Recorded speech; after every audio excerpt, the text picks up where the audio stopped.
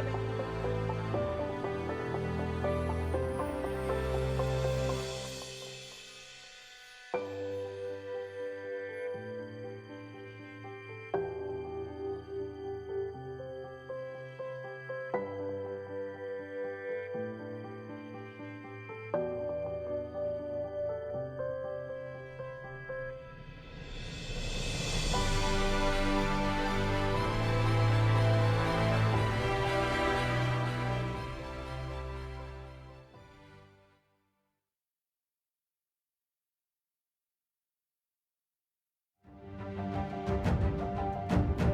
Más que historia, somos transformación, somos transformación.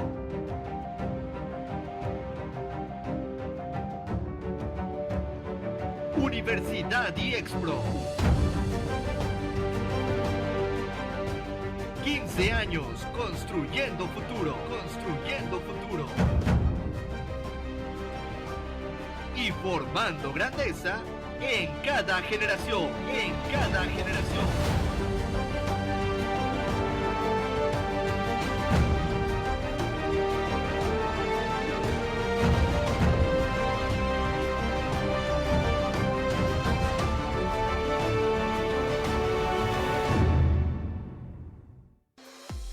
Conéctate con IEXPRO. Conéctate con IEXPRO. En esta ocasión, contamos con la participación especial de miembros del Tribunal Electoral del Estado de Chiapas. Ellos son la maestra María Trinidad López Toalá. Ella es licenciada en Derecho, maestra en Derecho Procesal, Constitucional y Electoral, con una especialidad en Secretariado del Poder Judicial de la Federación y una especialidad en Política y Función Jurisdiccional. La maestra Adriana Belém Malpica Cebadúa. Ella es licenciada en Derecho, maestra en Derecho Constitucional y Amparo, maestra en Derecho Electoral y Procesal Electoral, con una especialidad en Derecho Electoral, una especialidad en Medios de Impugnación, una especialidad en Justicia Electoral y una especialidad en Derecho Constitucional y Amparo. Y el maestro Juan Gerardo Vega Santiago. Él es licenciado en Derecho y maestro en Derecho Fiscal.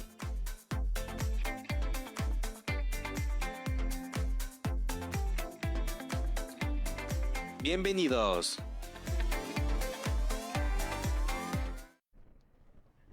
Muy bien, pues muy buenas tardes, qué gusto saludarlos a todas y todos, aquellos que se encuentran en las redes sociales, un abrazo muy fuerte desde esta ciudad calurosa y lluviosa de Tuxtla Gutiérrez, Chiapas.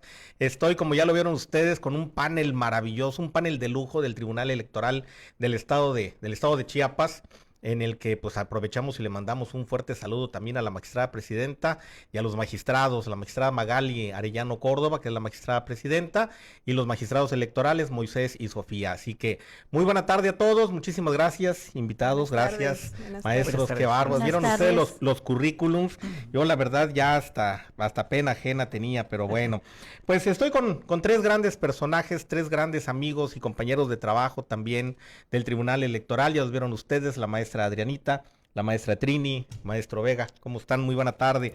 Pues vamos a iniciar con estas intervenciones, estimados compañeros.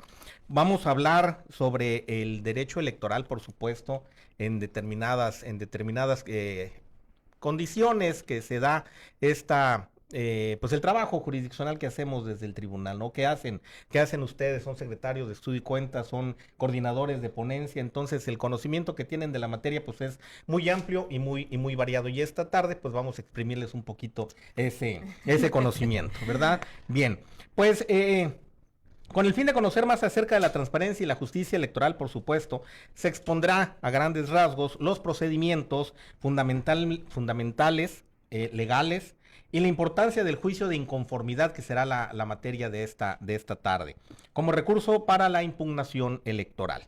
Acuérdense que para el estado de Chiapas el próximo año pues tendremos elecciones y será un evento histórico. Precisamente tras bambalinas hablábamos del tema que se viene en las elecciones del próximo año y será un tema verdaderamente importante, así que estar muy pendientes en esos temas, ¿verdad?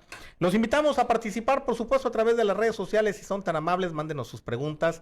Miren que el panel es maravilloso y muy conocedor de la materia electoral, así que cualquier tema que ustedes tengan por ahí pendientes, que no sean temas escabrosos nada más, que no vayan a levantar ámpula, y nosotros aquí les daremos respuesta. Muy bien, bueno, pues vamos a comenzar entonces este diálogo, si ustedes me lo permiten, compañeras, compañeros, y vamos a abrir la primera ronda de preguntas de esta tarde. Con esta ronda vamos a conocer un poquito, o mucho, de manera muy amplia, el actuar del Tribunal Electoral y la protección y defensa de los derechos político-electorales de todas las personas. Y bueno, si me lo permiten ustedes, pues iniciamos con la maestra María Trinidad López Toalá. Y la primer pregunta, maestra, sería, ¿qué es un juicio de inconformidad y quiénes pueden promoverlo? Tiene usted hasta 3 minutos. Ok. Muy buenas tardes. Es un gusto estar en esta tarde, en esta plática tan amena con mis compañeros integrantes del Tribunal Electoral, mi compañera Adrianita. Antes de contestar la pregunta, quisiera agradecer el espacio que nos brinda la universidad a este espacio de charla y para que conozcan un poquito de lo que hace el Tribunal Electoral del Estado de Chiapas.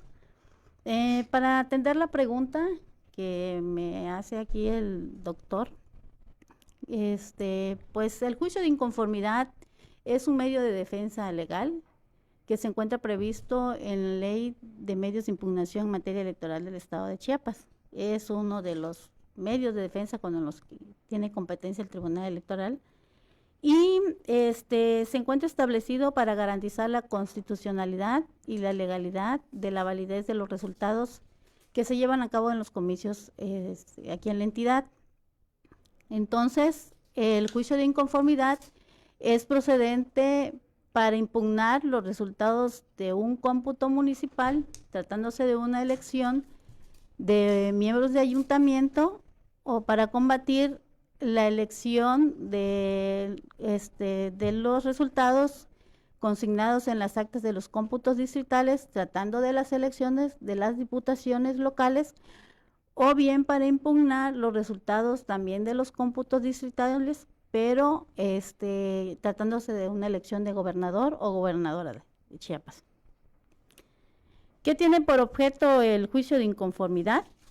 Tiene por objeto obtener la declaración de la nulidad de la votación recibida en una o varias casillas, o bien la nulidad de toda una elección, por las causas que se encuentran previstas precisamente en nuestra legislación electoral local. Un ejemplo de una nulidad de elección recibida en una casilla es recibir la votación en un lugar distinto al autorizado por la autoridad administrativa electoral, en este caso el INE. Y un ejemplo de una causal de nulidad de elección es el hecho de que no se instalen el 20% de las casillas en las secciones del municipio o del distrito que se trate. A grandes rasgos, porque vamos a hacer referencia, porque precisamente no es el tema de esto. ¿Quiénes pueden promover el juicio de inconformidad? El juicio de inconformidad lo pueden promover los partidos políticos, las coaliciones o los candidatos independientes a través de sus representantes legítimos, y también los candidatos por sí mismos, también por los resultados consignados en las elecciones, o porque la autoridad electoral no les haya expedido la constancia de mayoría y validez por alguna cuestión de inelegibilidad. Muy bien. Muy bien, maestra, muchísimas gracias.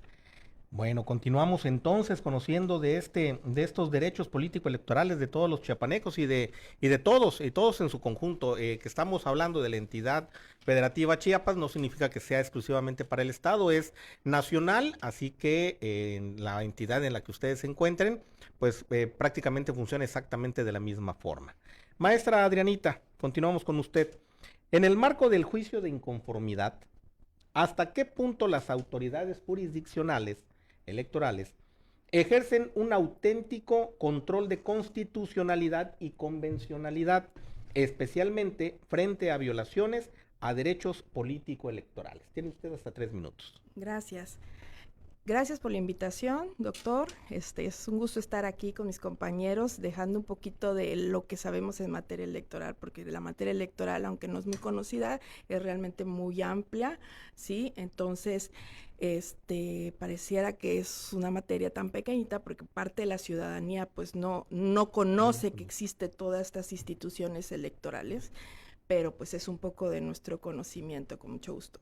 Respecto a lo que me comenta, lo que me pregunta del control de constitucionalidad que ejercemos, pues el juicio de inconformidad, dice, no solo funciona como un instrumento o un mecanismo que revisa la legalidad de los actos, ¿sí? Hay que hacer un poquito de hincapié en la reforma del 2011, cuando se introducen los derechos humanos en la Constitución política, lo que es el Tribunal Electoral del Poder Judicial de la Federación y la Suprema Corte de Justicia de la Nación nos obliga como órganos electorales a la revisión no solo del acto como tal, sino de la convencionalidad y el control constitucional respecto a los derechos humanos. Entonces estamos obligados como institución, como un tribunal electoral, a hacer ese tipo de revisión electoral. Entonces, revisamos también los derechos humanos, revisamos los principios democráticos, los estándares internacionales y todo lo que tenga que ver con los derechos políticos electorales y como un derecho humano en su generalidad. También puedo hacer un poquito de hincapié en esta pregunta al señalar que cuando hablamos de derechos humanos se maximiza todo lo que es los estándares en cuestiones de grupos vulnerables, ¿sí? Esta revisión de los derechos humanos en cuestión de los grupos vulnerables, en cuestiones de las acciones afirmativas indígenas, en cuestiones de la perspectiva intercultural y la violencia política en razón de género, es muy latente nosotros como autoridad de ser revisada en estos procedimientos. Entonces, claro que sí, nosotros aplicamos de manera muy extensa el control de constitucionalidad y el control de convencionalidad como tribunal electoral, desde el punto del Tribunal Electoral del Estado. Muy bien, mire usted, qué interesante, qué importante eso que mencionaba usted, precisamente de la reforma del 2011, sí, en el que pues los derechos humanos pasan a ser parte integrante del texto constitucional, válgase la redundancia, pero la importancia es precisamente eso, ¿no? Que los derechos humanos pasan a ser una parte integrante de la vida de las personas. Siempre han estado, siempre existían, claro, pero pues en algún determinado momento había la necesidad de hacerlos o de ratificarlo de manera más profunda. Muy bien, muchas gracias. Sí.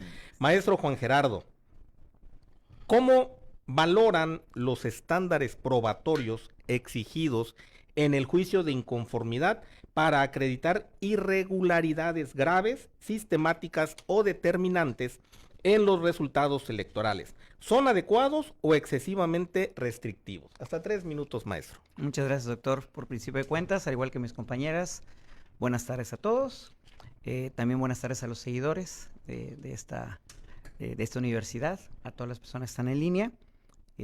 Bueno, debe saber usted, doctor, que nuestro sistema electoral chiapaneco, los criterios jurisprudenciales del Tribunal Electoral del Poder Judicial de la Federación y el juicio de inconformidad en sí, exigen que las irregularidades que se presenten o que se hagan valer en un juicio de inconformidad por principio de cuentas se acrediten. Y después de que se acrediten, estas tienen que ser graves, sistemáticas y determinantes, es decir, que tengan un impacto real en el resultado de las elecciones. ¿Por qué? porque se pretende resguardar lo que es el principio de conservación de los actos públicos válidamente celebrados. Entonces esos estándares son adecuados, doctor, porque lo que se pretende no es que cualquier irregularidad traiga como consecuencia una nulidad de una elección, ¿no? Es decir, se debe garantizar que la nulidad de una elección es una situación de excepción, no es una situación regular, pues, ¿sale? Entonces, es lo último que debe ocurrir. Se debe respetar la decisión de todas las personas que sufragaron. Entonces, podemos considerar que los estándares son adecuados, pero debemos admitir también que son un tanto restrictivos. ¿Por qué? Por la carga probatoria que recae en el promovente y atendiendo también a la celeridad de los tiempos. O sea, no sé si lo sepan, porque como decía bien la maestra Adriana, la materia electoral no es muy popular, vamos a decirlo de esa manera, pero es muy importante, ¿no? Entonces, son 4 días para promover. Entonces, son tiempos recortados, ¿no? Entonces, una carga, es muy complicado por esa parte que los promoventes se hagan de las pruebas suficientes, ¿no? Pero esto no ocurre cuando realmente es una situación grave, sistemática y determinante. Entonces, la problemática sería, o la propuesta sería, en encontrar un equilibrio entre la protección de la voluntad popular y la garantía de elecciones auténticas, ¿no? Entonces, tal vez por ahí una vía de solución podría ser, en algunos casos específicos, porque la ley menciona una serie de causales, en algunos casos específicos, flexibilizar la valoración probatoria o que haya un estándar diferenciado. Por ejemplo, en el asunto de la elección del Poder Judicial de la Federación, por ahí el doctor Jordi Ferrer, que tuvo bien a darnos un curso ahí en el Tribunal Electoral, cuando hablaba de estándares de prueba, hizo una crítica a la sentencia, ¿no? Donde decía, bueno, el estándar probatorio que manejan es respecto a tratar de demostrar quién elaboró los famosos acordeones, ¿no? Pero no se hizo una medición del impacto de los acordeones. Entonces, dime, ¿cuántas personas aparecían en los acordeones y cuántas personas de estas resultaron ganadoras, ¿no? Entonces, era la crítica que él hacía, que el estándar de prueba tal vez debió haber sido diferente. Entonces, tal vez la vía sea, incluso para algunas causales, tal vez que se le valore desde el indicio, ¿no? Porque lo que se buscan es que sean pruebas fehacientes, ¿no? Pero tal vez en algunos supuestos el indicio sea suficiente. Muy bien. También qué interesante, estimado maestro Gerardo. Bien, después, pues, ya que hemos tenido este primer acercamiento a la materia, se dan cuenta ustedes, la materia electoral, bien dicho por los expertos, es que no es una materia que sea muy socorrida. Puede ser una ventana de oportunidad para todos aquellos que nos están viendo. Es una ventana de oportunidad. Para conocer de la materia electoral no necesariamente hay que ser abogado. Se manejan muchos tecnicismos, es cierto, es verdad, hay mucho tecnicismo dentro del argot, lo han escuchado ustedes ahorita con los expertos, pero pues todas las personas que consideren que hay necesidad de conocer de la materia electoral, de la carrera o profesión que tengan, pueden acercarse para conocer de este tema, porque al final de cuentas el voto es universal. Y pues es de todos, y en cualquiera de las modalidades profesionales que existen, ¿verdad? Bien, entonces decía yo que después de ese primer acercamiento, vamos a una segunda ronda de preguntas para profundizar un poquito más en la discusión. Actualmente se viven momentos cruciales en la política en México, eso nos queda clarísimo, hay muchos temas que entender de la política nacional y específica para el estado de Chiapas. El próximo año será, les decía yo, un año muy especial en materia electoral. Cada vez el pueblo debe elegir a más representantes, sin embargo, se discute la transparencia y el uso de la corrupción en cada una de las elecciones. Sin embargo, esto sucede por la falta de información y educación electoral. Maestro Juan Gerardo, si el número de cargos de elección popular ha aumentado, ¿De qué manera esto impacta en la calidad de la decisión ciudadana, considerando los niveles actuales de información y educación electoral? Bien, la pregunta es interesante, ¿no? Porque realmente el que aumenten los cargos de elección popular sí representa un desafío, ¿no? O sea, es un desafío respecto a la calidad de la decisión. Porque si bien es cierto puede traducirse como un avance democrático, lo cierto es que para que lo sea debe venir aparejado de aumentar los niveles de información y de educación cívico-electoral. Porque la mera ampliación del catálogo sí puede resultar contraproducente. ¿A qué me refiero? En el caso de lo que son los cargos del Poder Judicial de la Federación, la complejidad de los cargos que se van a elegir hace que para el ciudadano sea complejo evaluar, por ejemplo, perfiles, trayectorias, competencias. Entonces, esto puede derivar en decisiones que no estén basadas propiamente en una decisión informada. Es decir, que puede estar relacionada con el nombre de la persona o con algún tipo de afinidad diferente al perfil, pues a la capacidad, ¿no? Entonces, esto también puede traer la sobrecarga en la boleta, por ejemplo, puede traer aparejado lo que es un voto en cascada. ¿A qué me refiero? Que usted tome la boleta y vote simplemente por votar, o la otra, que hayan muchos espacios que no sean debidamente sufragados, ¿no? Entonces, lo que se debe hacer, porque ya se va a hacer, es mejorar las estrategias relacionadas con lo que es la educación cívico-electoral. Asegurar que la información que tenga el ciudadano a la mano para poder ejercer el voto sea fácil. Entonces, ahora sí será un ejercicio democrático más completo. ¿Por qué? Porque el elector va a tener a la mano todos los elementos informativos necesarios para poder ejercer su voto de manera más consciente, ¿no? O sea, que no sea una situación aleatoria. Muy bien. Al ratito le pregunto un poquito más sobre el tema. Muy bien, okay. Muchas gracias, maestro Juan Gerardo. Maestra María Trinidad López Toalá, en su experiencia, ¿la falta de educación electoral es un factor determinante en la percepción o incluso en la reproducción de prácticas de corrupción durante los procesos electorales? Una pregunta muy controvertida. Y entrándose en el tema de corrupción. Bueno, en principio habría que decir, ¿no?, que la educación electoral es una herramienta que sirve a la autoridad administrativa electoral para hacer llegar información a la ciudadanía durante los procesos electorales sobre cómo se van a llevar a cabo esas elecciones, dar a conocer, por ejemplo, en dónde van a ser instaladas las casillas, a dónde van a ir a votar, de tal manera que no genere confusión en el electorado, ¿no? Vaya. Y también apoya la educación electoral a, no sé, proporcionar información a la ciudadanía sobre qué actitudes y comportamientos no se deben realizar a fin de no vulnerar los principios fundamentales que conlleva un sufragio, como son libre, secreto y directo, ¿no? Pero desde mi punto de vista, no considero que la falta de educación electoral hasta cierto punto incida. ¿Por qué? Porque hay gente, hay personas que, conociendo las reglas del juego, pueden llegar a emitir conductas que violenten la norma electoral.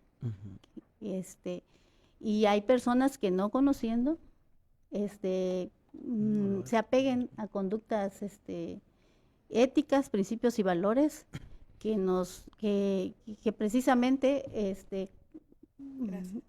conlleven a que el sufragio no sea vulnerado, ¿no?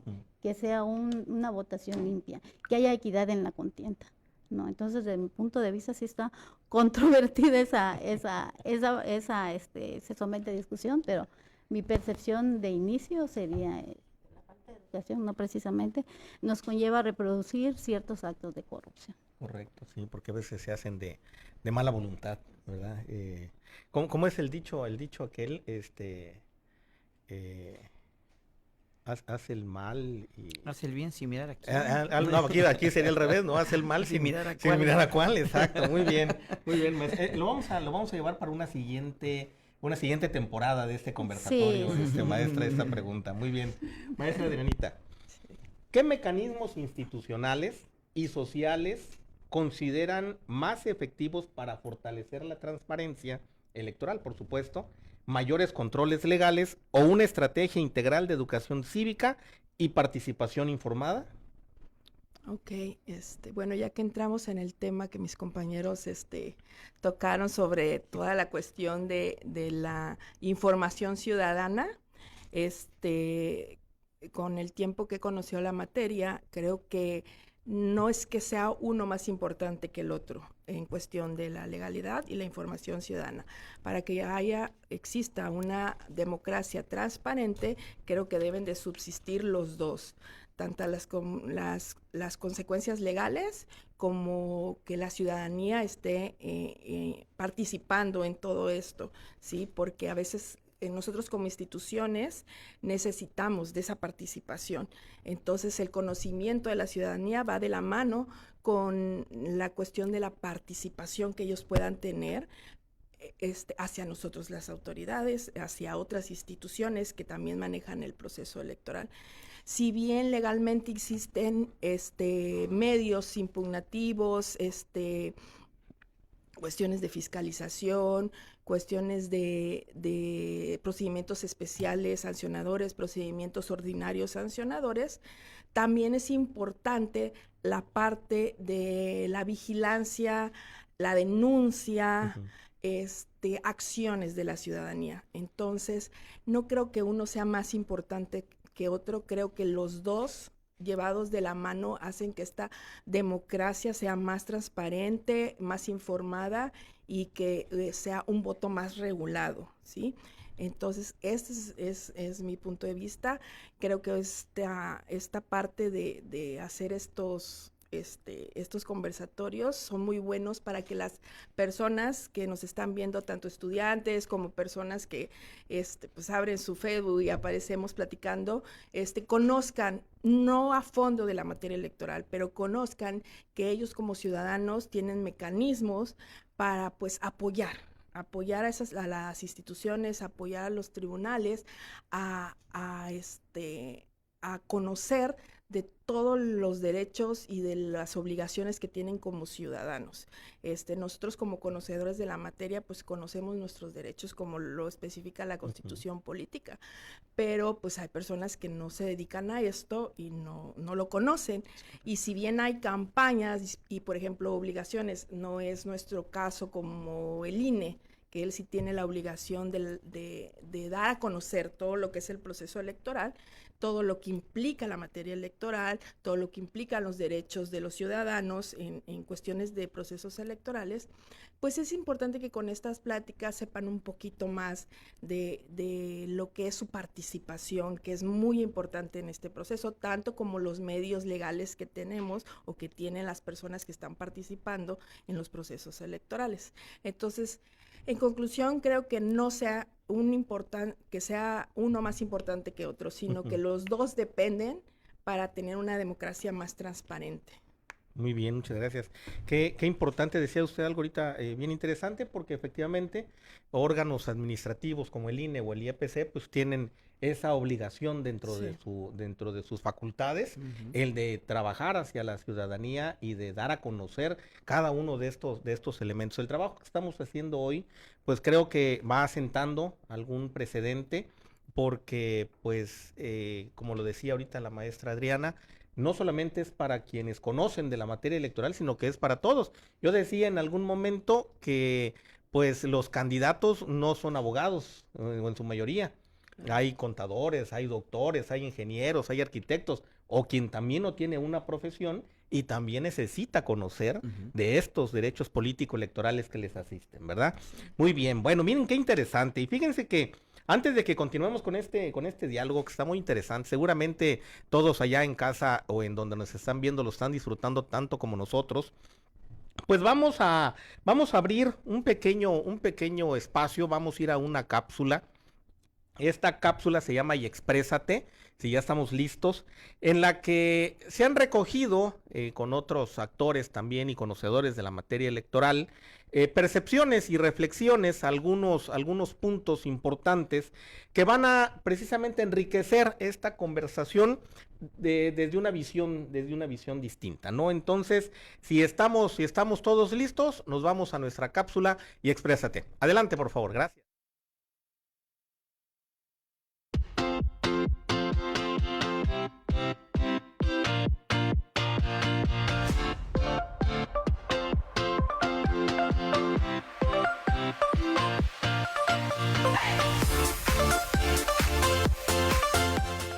Saludos a todos los que nos ven a través de nuestras redes sociales. En esta ocasión nos encontramos en las instalaciones del Tribunal Electoral del Estado de Chiapas. Soy Henry Escobar y el día de hoy vamos a conocer la opinión acerca de un tema muy interesante: el derecho al juicio de inconformidad como medio de impugnación electoral. ¡Adelante!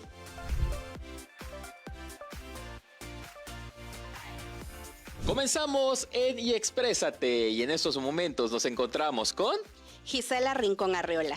Gisela, dinos por favor, ¿cómo evalúan al estado actual de los derechos político-electorales en México, particularmente en términos de acceso efectivo a la justicia electoral y protección de grupos en situación de vulnerabilidad?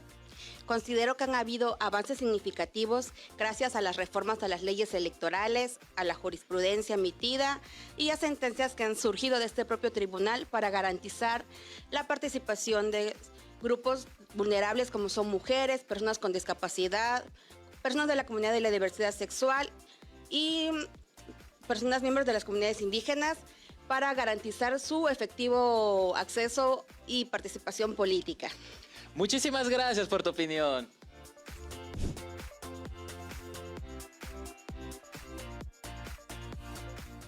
Abel, díganos por favor, desde su experiencia, ¿el sistema de justicia electoral mexicano garantiza un adecuado control de constitucionalidad y convencionalidad en sus resoluciones, o persisten áreas donde la interpretación judicial resulta restrictiva o insuficiente?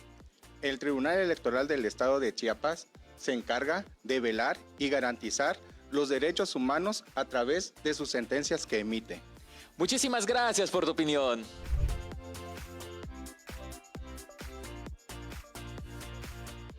Carolina, dinos por favor, ante las recientes reformas y debates en materia electoral, ¿cuáles consideran que son los principales riesgos institucionales para la autonomía de los órganos electorales y la integridad del sistema democrático? Sí, claro, empezando con el debilitamiento de las instituciones electorales, la afectación de mecanismos de control y transparencia, así como también perder la confianza pública. Esto se traduce a órganos menos capaces de actuar, perdiendo así su credibilidad. Muchísimas gracias por tu opinión.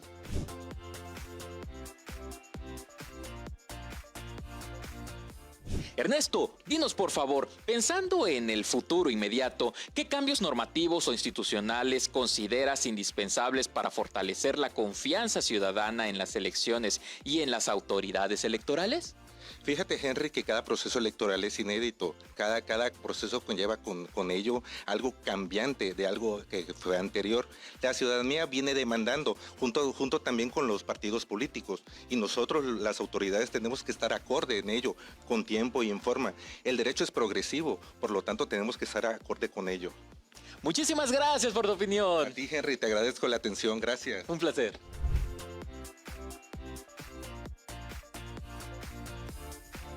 Maricruz, dinos por favor, ¿consideran que el juicio de inconformidad cumple plenamente con las características de un medio de control constitucional, o su diseño actual lo limita a ser un mecanismo de mera legalidad electoral? Sí cumple, exactamente, porque este tribunal electoral se encarga de hacer cumplir los derechos políticos electorales de la ciudadanía en general. En ese sentido, el juicio de inconformidad hace valer que los votos emitidos por los ciudadanos tengan validez. Muchísimas gracias por tu opinión.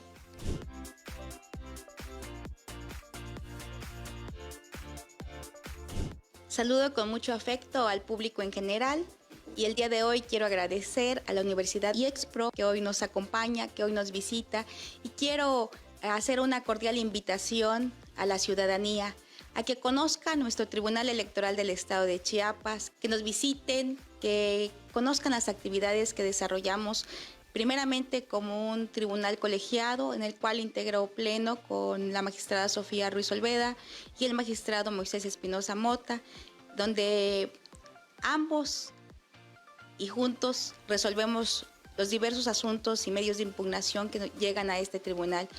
Sobre todo, que vengan a capacitarse con nosotros, a que conozcan de las diferentes actividades que tenemos. Lanzamos el año pasado una campaña del Mazo Morado, que las mujeres sepan de qué se trata esa campaña, y también instalamos la Mesa Naranja.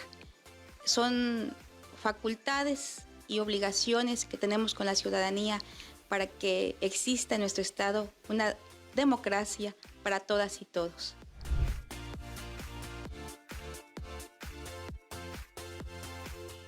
Y bueno, amigos, esta ha sido la opinión de las personas acerca de este tema muy interesante. Continuamos con nuestro panel de expertos en nuestro set de grabación. ¡Adelante!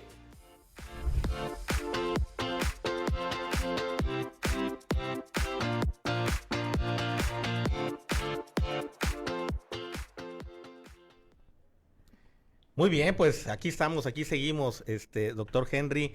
Precisamente hablando de este tema, bueno, ya vieron ustedes ahí el trabajo y conocieron a algunos de los compañeros también del Tribunal Electoral que nos acompañan, la maestra Gise, la maestra Maricruz, la maestra Carito, Abel, el maestro Sumoano también, que nos hicieron favor de compartir también experiencias y pues ideas y reflexiones precisamente del tema electoral, desde un lugar emblemático, el pleno del Tribunal Electoral del Estado de Chiapas, los cual pues los invitamos cordialmente a que vayan y lo conozcan. Al ratito nos ponemos a mano con el tema y ya les platico cómo le pueden hacer para llegar y conocer e incluso asistir a una sesión del pleno donde los magistrados discuten los asuntos en trámite y se establecen las sentencias respectivas, ¿verdad? Los vamos a invitar, por supuesto, en un ratito más. Bien, pues vamos a continuar con este intercambio de ideas tan importante que hemos tenido esta tarde,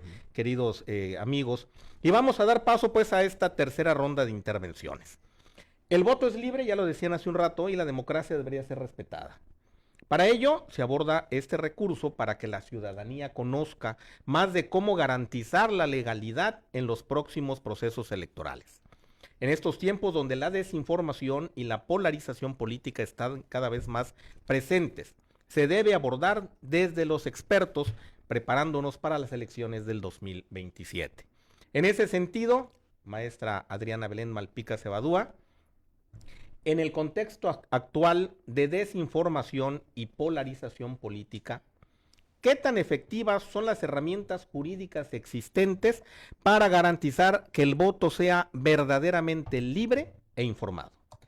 Ok, pues qué interesante pregunta, y como ya los hemos señalado, vamos a que no nos están viendo solo personajes expertos en materia electoral. Creo que es importante decir que es la polarización política, ¿no? En pocas palabras, es que últimamente la sociedad se arraiga tanto a una ideología política, que existen los grupos en una balanza política que señalan y son tan arraigados, tan fanáticos de sus cuestiones, que ya son conflictos, ¿no? Ya es un partido político que te dice yo soy el bueno, él es el malo, y de esto trata la polarización política. Entonces, ¿qué tan efectivas son esas herramientas? Creo que sí hay una efectividad en las herramientas, pero también siento que puede haber cambios en ellas. ¿Por qué? Porque si bien estas herramientas son correctivas y sancionadoras, se hacen después del acto. Este acto que actualmente con las redes sociales, pero corre de manera la desinformación, de manera ágil entre toda la ciudadanía. Entonces, ¿qué es importante? Creo que es importante, y regresamos a lo mismo de la participación ciudadana, ¿sí?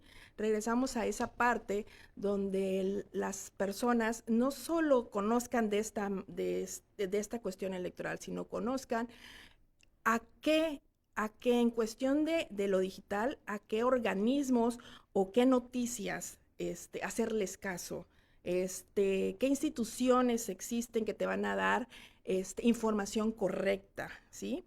Información que deviene de cálculos precisos, información que les va a servir a la ciudadanía como tal. Entonces, creo que sí son efectivas, pero sí a veces son un poco tardadas por la cuestión que ahora vivimos. La digital no es como antes, que nos enteramos, ¿no? De esa manera. Entonces, como son cuestiones sancionadoras y correctivas, pues el hecho se extiende y después es sancionado y se corrige, ¿no? Por los medios que son eficaces. Entonces, pues esta es mi opinión. Regreso a lo mismo, que las personas que nos miran, las personas que están interesadas, las personas pongan más atención a sus derechos cívicos, ¿sí? Pongan más atención a todo lo que tienen como un derecho instituido en la Constitución Política, para que conozcan y sepan y actúen, ¿sí? De la forma correcta. Muy bien, muy bien. La prevención, Sí, valdría la pena sí. hacer un tema de prevención y evitar que esa cuestión de las fake news, ¿verdad? Que son, que nos traen ahí con muchas vueltas. Muy bien. Maestro Juan Gerardo, vamos a echar pleito con usted. ¿De qué manera los medios de impugnación electoral, como el juicio de inconformidad que estamos platicando esta tarde, pueden contribuir a fortalecer la confianza ciudadana en la legalidad de los procesos electorales rumbo al 2027? Bien. Considero que los medios de impugnación en materia electoral, como el que estamos analizando el día de hoy, contribuyen a la confianza de la ciudadanía porque son un mecanismo para corregir, revisar y en algunas ocasiones sancionar irregularidades que se actualicen dentro de los procesos electorales. Digo, para la gente que nos acompaña, cuando hablan de elecciones, comúnmente centramos el evento al día del sufragio, ¿no? Pero hay una serie de etapas desde que inicia el proceso electoral para nosotros como tribunal, incluso para lo que son los soples, no empieza el día de la jornada, es mucho antes. Entonces pueden sucederse una serie de irregularidades durante el proceso electoral, ¿no? Si bien es cierto, el juicio que estamos platicando ya es para analizar cosas que deriven de la jornada, pero sí este tipo de mecanismos de estos medios de defensa sirven para esto, corregir, revisar y en algunas ocasiones sancionar irregularidades, ¿no? Entonces, esto permite que la ciudadanía perciba que existen vías efectivas para defender la legalidad del voto y la autenticidad de las elecciones, ¿no? Entonces, considero que este medio de impugnación contribuye a la confianza de la ciudadanía en 3 dimensiones. La primera, como control de legalidad, porque somete a los actores electorales al escrutinio jurisdiccional, es decir, a la revisión de lo que hicieron por parte de los órganos jurisdiccionales.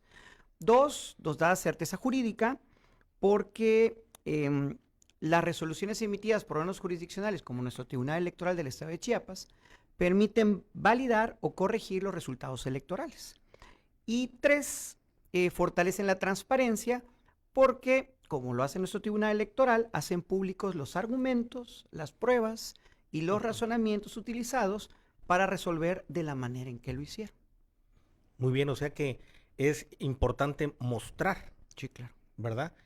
Con lo que se está trabajando y de dónde se está obteniendo la información.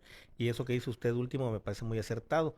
Lo hacemos público. Sí. Y creo que eso es algo muy importante y es donde las personas pues van creyendo, ¿verdad? En la justicia electoral. Ayer decía el fiscal que es más preciso, si la justicia o la legalidad, y que cuando le toca ese dilema, él se va por la justicia, por lo justo. Muy bien, muchas gracias, maestro Juan Gerardo.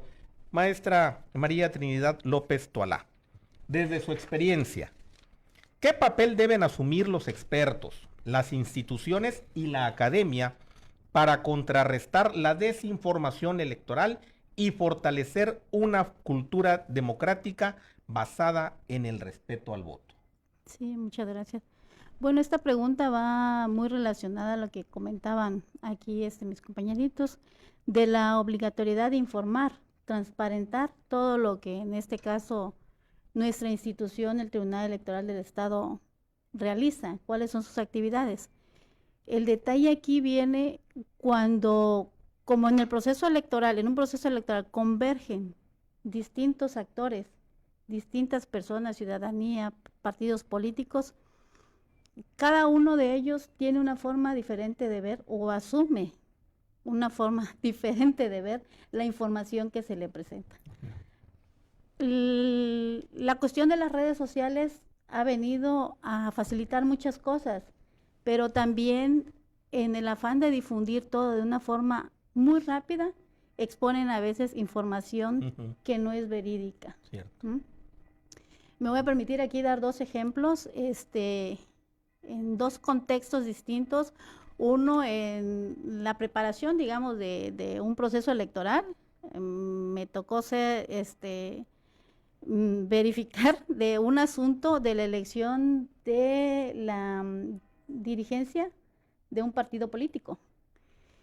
El Tribunal Electoral determinó que le concedió la razón al accionante de que efectivamente habían habido cierta vulneración de las normas estatutarias y ordenó que se repusiera el procedimiento para elegir nuevamente a la dirigencia. Pero ¿qué pasa? En el trayecto de casa al tribunal, escucho en la radio que un periodista dijo que el tribunal le había dado revés a esa elección y que en su lugar habían designado al accionante, al inconforme. Entonces yo me quedé petrificada porque dije, no, eso no fue lo que resolvió el tribunal. Entonces, como se empieza a difundir, la gente se crea la información que se le presentó. Entonces, y traigo otro ejemplo, no sé si puedes ponerlo. Adelante. También mis compañeros se han de acordar, creo que fue en el proceso electoral pasado, el 2024, que en la red social Facebook empezó a circular fotos de los integrantes del pleno, los magistrados integrantes del pleno, y con los municipios en los que ya se había resuelto el medio de impugnación y que incluso ya se habían declarado nulidad de elección, cuando en realidad esos expedientes, la elección, estaban todavía sometidas a análisis, ni siquiera se habían discutido en pleno.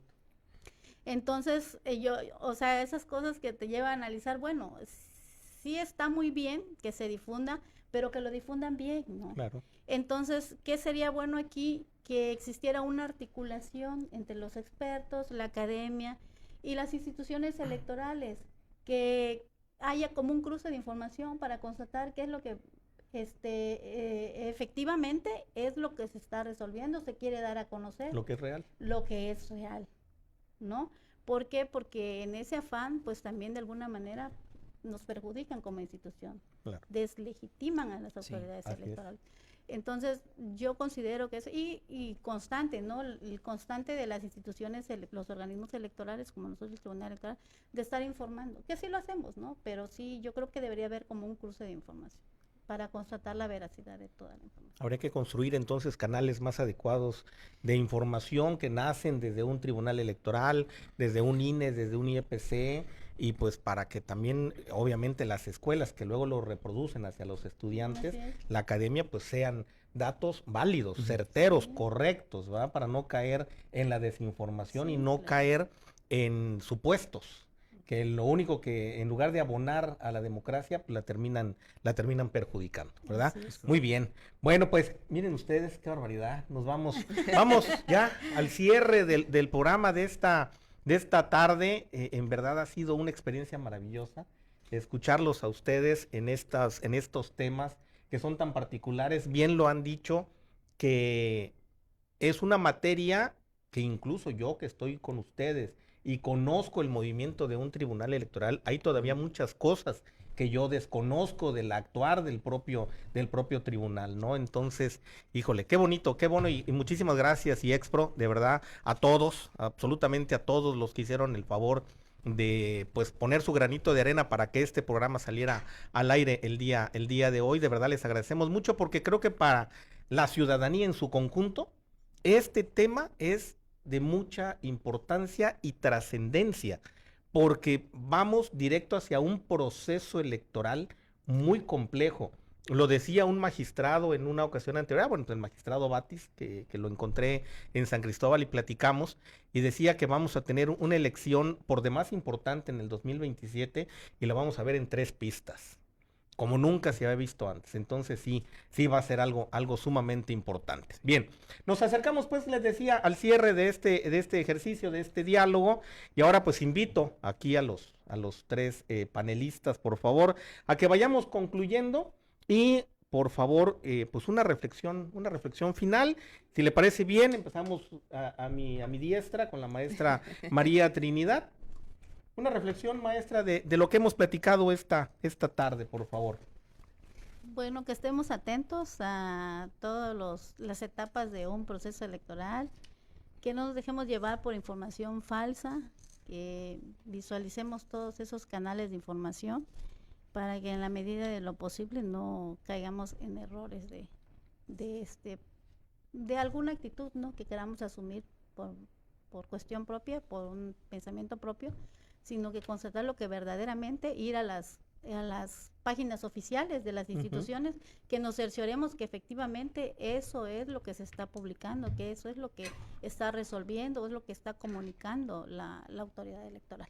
Muy bien, importante, se nos olvidaba el gremio periodístico en Chiapas, importante que conozca también de estos temas y sepa cuánta es la información que puede hacer pública y en qué momentos hacerla pública. Nos estábamos olvidando de ese gremio, muy importante. Maestra Adrianita, por favor, sus reflexiones finales. Sí, pues qué mejor que esta plática tuviera más espacio para poder abundar en lo que es no solo el juicio de inconformidad, sino en todas las cuestiones electorales, ¿no? Pero creo que lo más importante y uno de los puntos a los que volvemos a regresar es a la ciudadanía.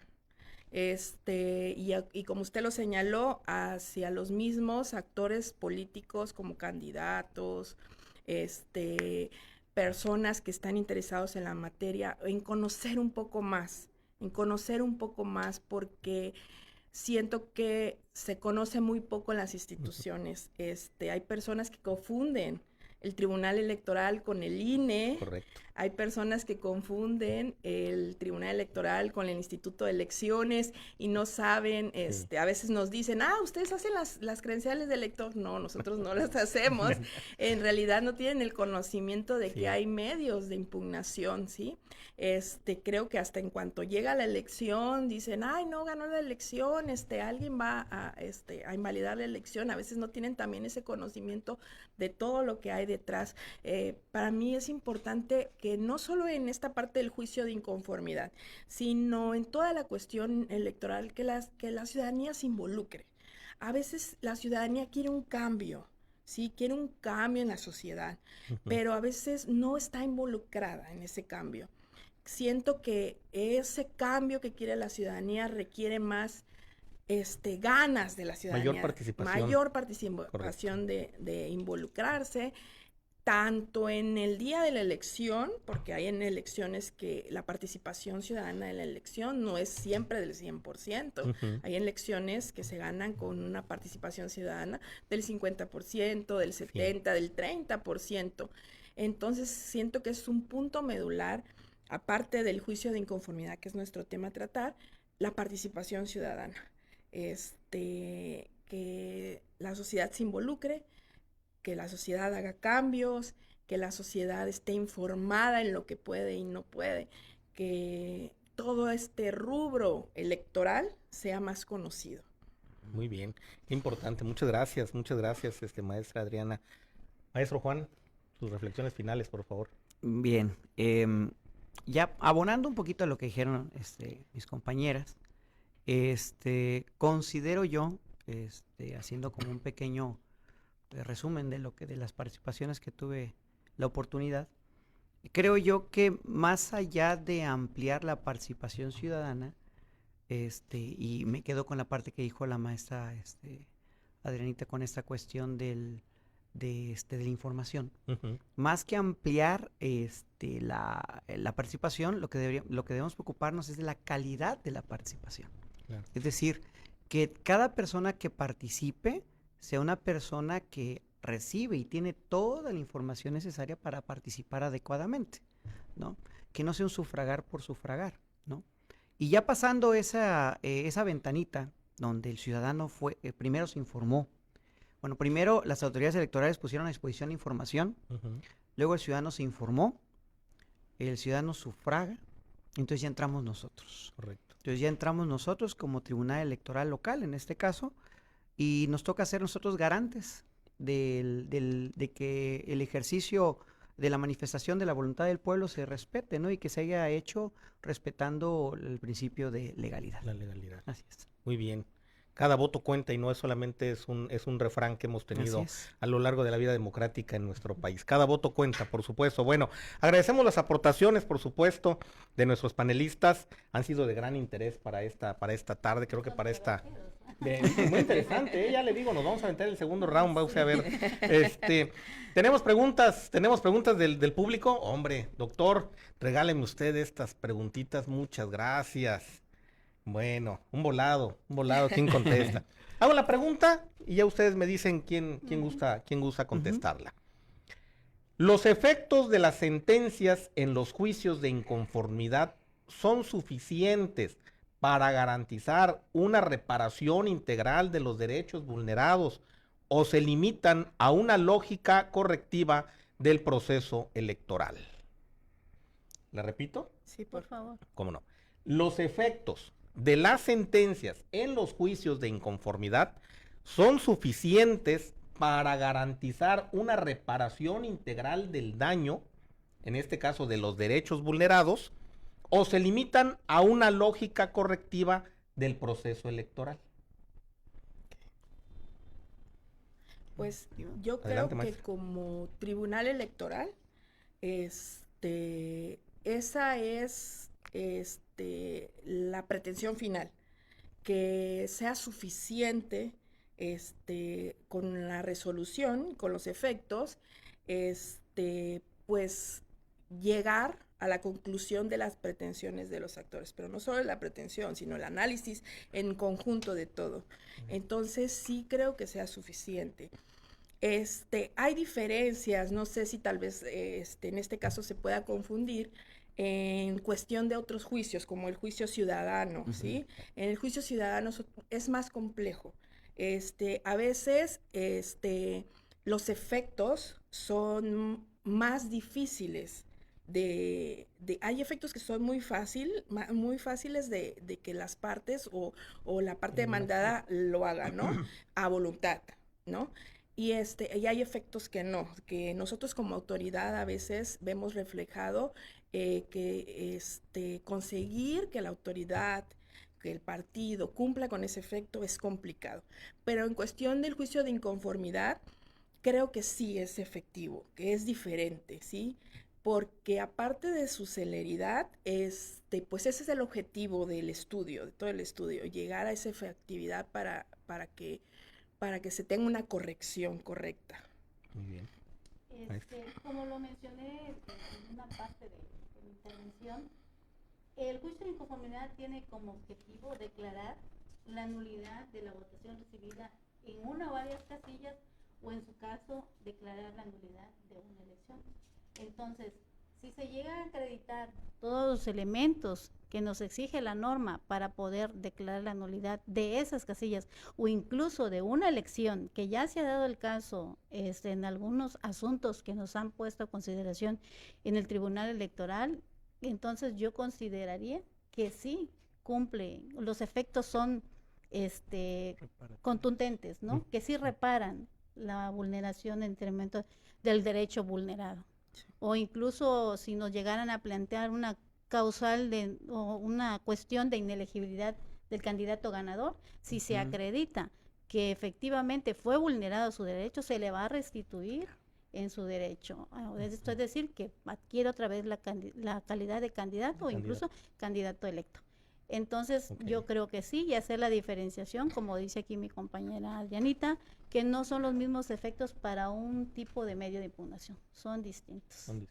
Sí, por eso decía yo que es importante que hagamos otro ejercicio para que conozcamos un JDC, un JDCI, etcétera, etcétera, ¿no? Muy bien, bueno, pues entonces nos vamos ya a cerrar el tema. Si me lo permiten, pues haré una pequeña lectura de los reconocimientos, agradeciendo profundamente, muchísimas gracias, doctor, agradecemos profundamente a nuestras y nuestro panelista por la profundidad del análisis vertido esta tarde, así como a nuestra audiencia, muchísimas gracias por acompañarnos en este espacio de reflexión jurídica. Desde la Universidad IEXPRO reafirmamos nuestra vocación de formar profesionales comprometidos con la defensa de los derechos humanos y la transformación social, a través de una amplia oferta de programas de licenciaturas y posgrados. Recuerden, por favor, seguir nuestras transmisiones que tenemos para ustedes en nuestras redes sociales, Facebook e Instagram, donde encontrarán también nuestros programas grabados y mucha información interesante. Y bueno, si me lo permiten, doy lectura a uno de los reconocimientos, estimados panelistas, y dice así: el Universidad IEXPRO otorga el presente reconocimiento a maestra Adriana, maestra Trinidad, maestro Juan Gerardo, por su destacada participación como ponente en el programa de Conéctate con IEXPRO, con el tema El derecho al juicio de inconformidad como medio de impugnación electoral, realizado en las instalaciones de la Universidad IEXPRO en Tuxtla Gutiérrez, Chiapas, el día 8 de mayo del 2026. Firma la doctora Teresa de Jesús Argueta Castro, directora académica. Muchísimas gracias, de verdad, muchísimas gracias por estar con nosotros. Y antes de despedirnos, por favor, los esperamos el lunes 11 de mayo en el programa Más Salud Mental con el tema Aplicaciones Clínicas de Psicología Perinatal. Me despido, soy Alejandro Gómez Guillén, que tengan ustedes una excelente noche. Muchas gracias, hasta la próxima.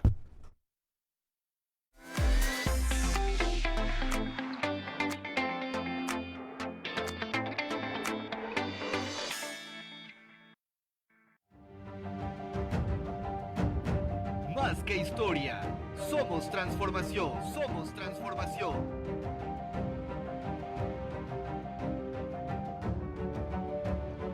Universidad IEXPRO.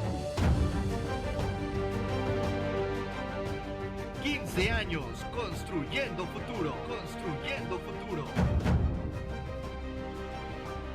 Y formando grandeza en cada generación, en cada generación.